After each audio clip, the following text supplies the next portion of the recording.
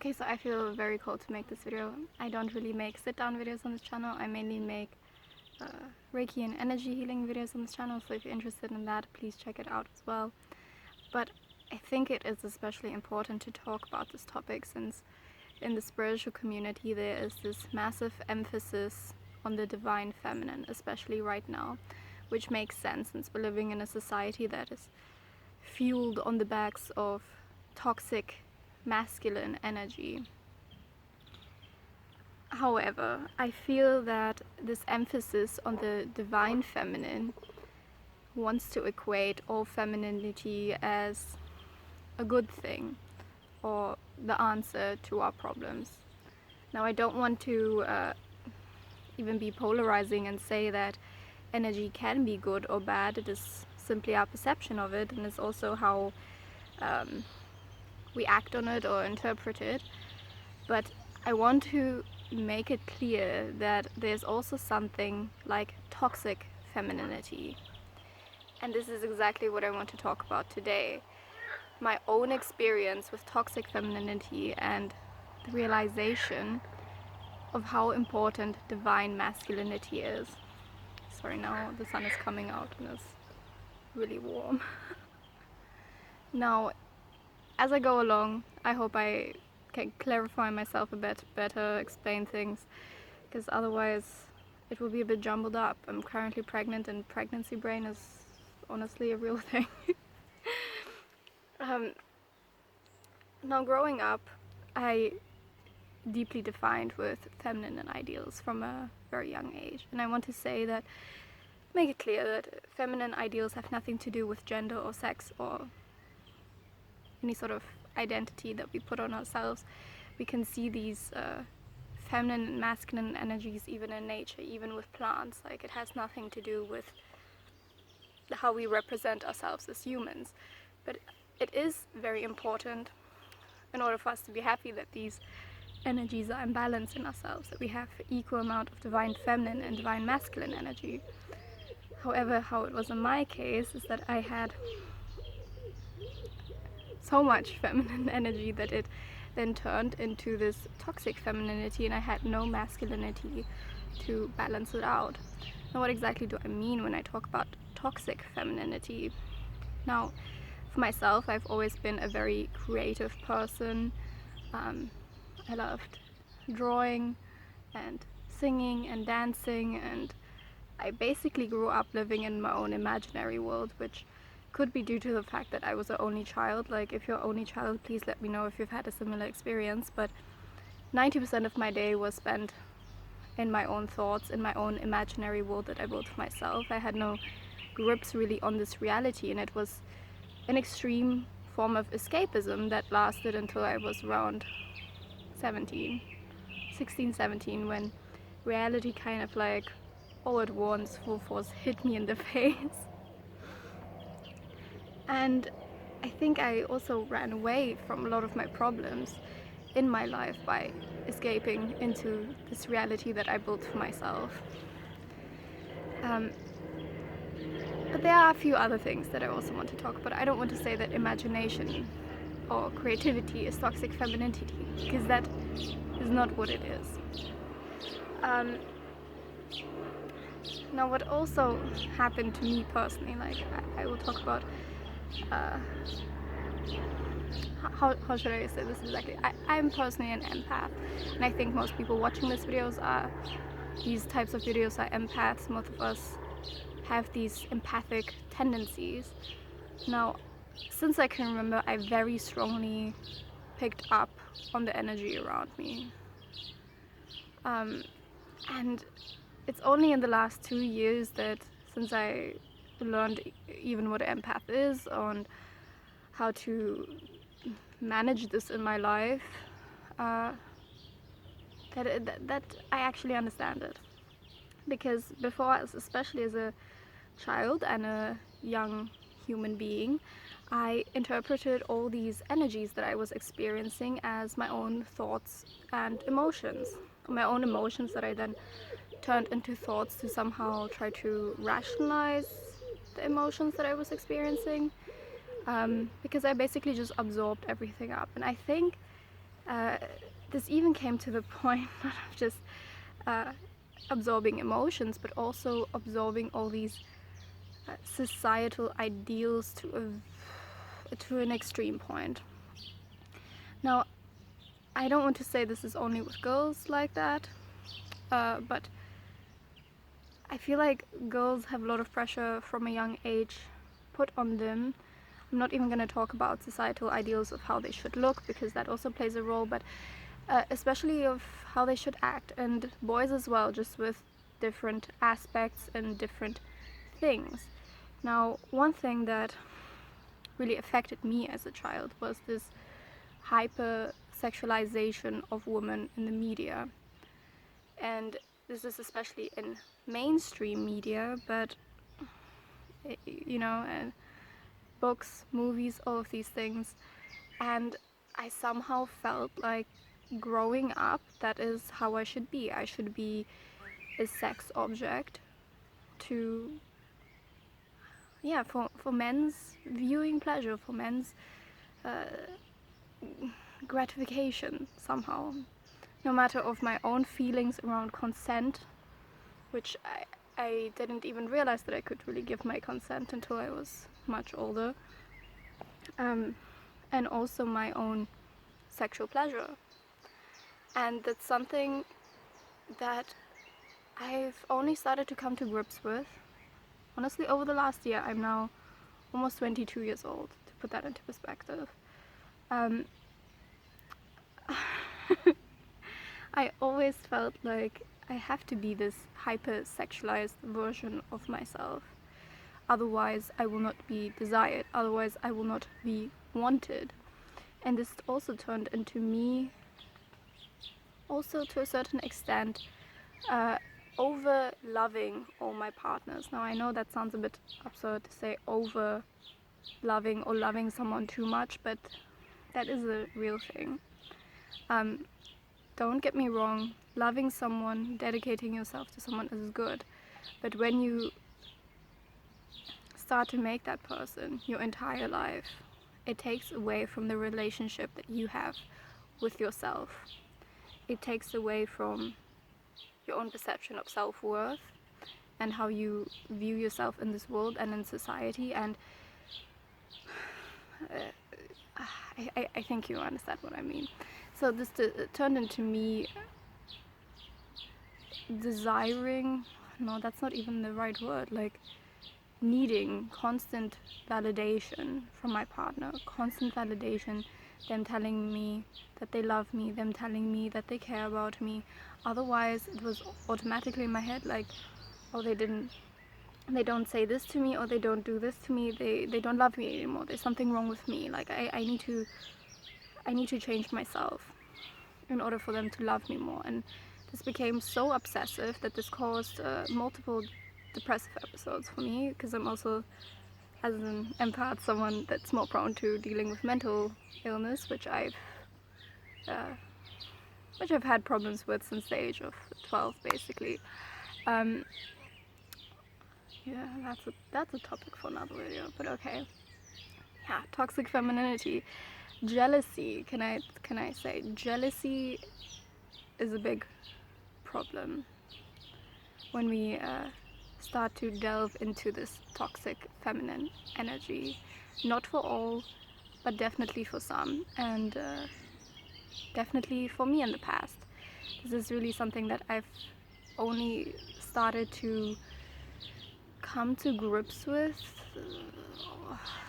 since November, December last year.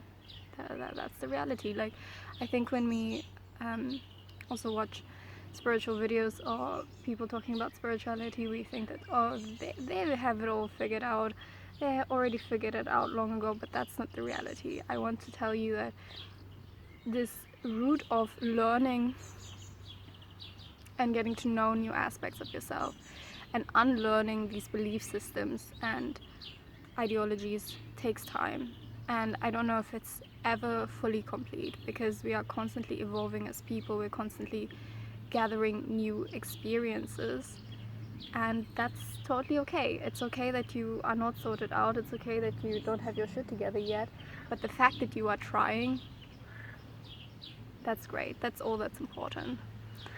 Now, maybe this is something, anyone out there, let me know if you would be interested in seeing a full video about this, where I talk about unlearning these toxic feminine qualities. But the biggest tip I can give you that you can do right now, whether it is about toxic femininity or toxic masculinity, is to first identify for yourself which aspects of divine femininity or feminine energy or masculine energy, if that's the case for you, do I actually, I don't want to say agree with, but do I actually resonate with? Do I actually feel bring me joy, not for what is expected of me or anything like that, but that I like doing? And for me, that was being creative. For me, that was doing energy work and taking time for myself and journaling and things like that. And I will tell you, I also like baking. Baking is honestly the best. But take those aspects that you resonate with and leave everything else at the door. Don't check it in with you that you don't resonate with. Anything that you feel like society expects from you that doesn't bring you any joy, doesn't bring you any sort of satisfaction. That is the biggest tip I can give you, to start unlearning these toxic behavioral patterns and the way of viewing the world. And give yourself the freedom and the permission to leave everything else that doesn't serve you. Just leave it.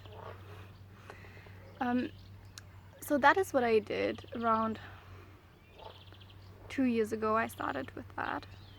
I don't even want to put like an exact time on it, but like a year and a half ago when I started to go through my spiritual awakening, and I realized that I had the power to decide these things for myself and to live my life according to how I wanted. And which, as I mentioned earlier, some of these things are only quite new to me that I've managed to let go, and probably will come up as topics again in my life at some point for me to deal with when I'm ready to fully pull it by the roots out, and that's totally fine, and I acknowledge that. But what I realized over the last 6 months or so was, you feel like, but I did so much shadow work, I did so much work, I should be feeling more balanced, right? Now what often happens is that the universe or source or whatever you want to call it, God, only gives us little tiny nuggets, little hapses of things that we are able to handle at once. We're not gonna just climb the entire mountain in one day. We're gonna do it a few steps at a time, as we are physically able to do it, as we are physically capable of doing it, and in this case energetically capable of doing it, emotionally capable of doing it. And